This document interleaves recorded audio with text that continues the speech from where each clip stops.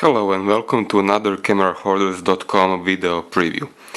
Today I have a Nikon P330 digital camera. Interesting detail about this camera is that it uses the same sensor, 12 megapixel, which was used in Nikon P7700, which I reviewed almost a year ago and found it is quite a good camera. This time this sensor was coupled with 5 times optical zoom. It goes from 24 to 120 millimeters in 35 millimeters term. But as you can see, this camera is much smaller than P7700. It can easily fit in almost any pocket. The lens itself has aperture from 1.8 to 5.6, which is quite good at wide angle but not so bright at maximum telephoto. In the back you can see a 3-inch LCD screen, which cannot be tilted and doesn't have touch capability, but I don't mind. At the right side you can see usual controls and button, control wheel, menu, erase button, video recording and playback.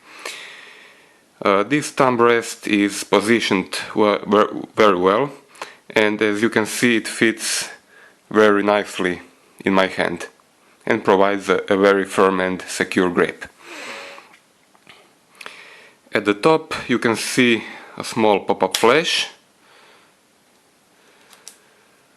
mode dial, these are stereo microphone holes, zoom rocker, shutter button, on-off switch and control wheel. Interesting thing about this camera is that it has 2 control wheels, one at the top and one in the back. So when you select manual mode like I did now, the back one controls your aperture and the top one shutter speed.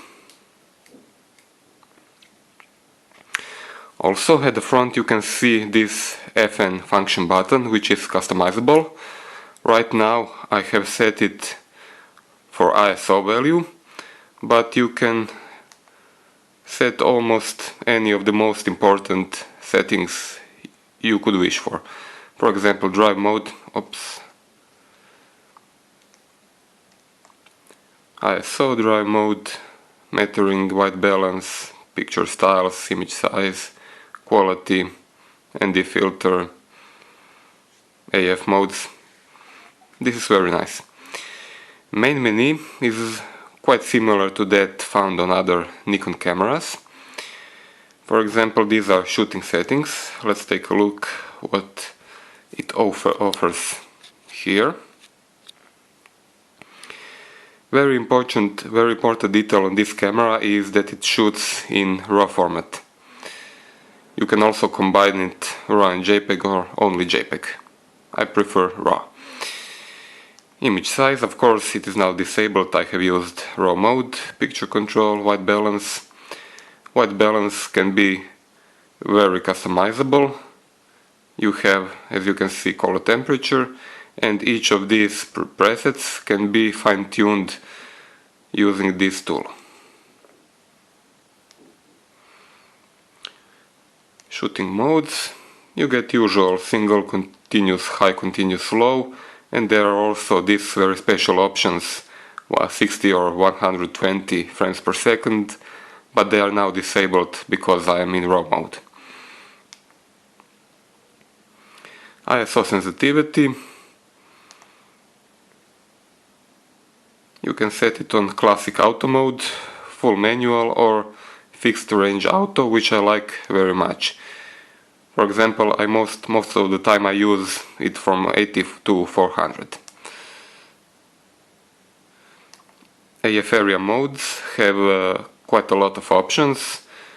You can select 2 center point sizes, tracking, manual, auto, whatever you want.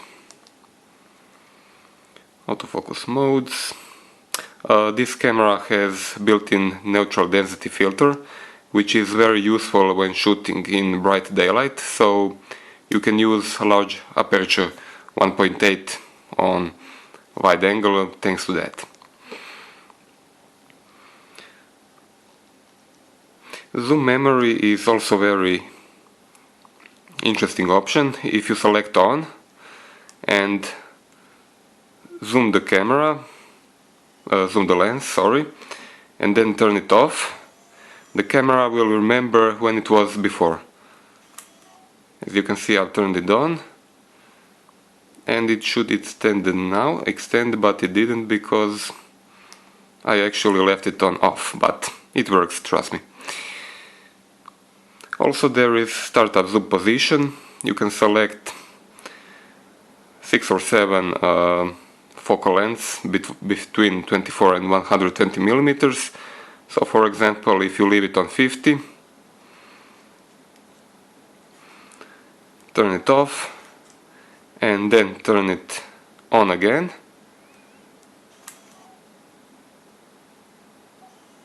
as you can see, the camera now zoomed on 50 millimeters.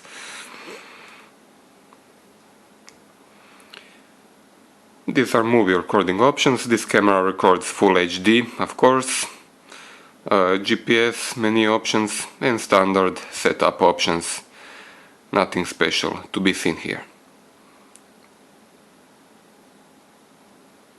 Okay, this is pretty much everything I wanted to show you about this camera, and of course I invite you to visit my blog cameraholders.com for a detailed review and image samples from this camera.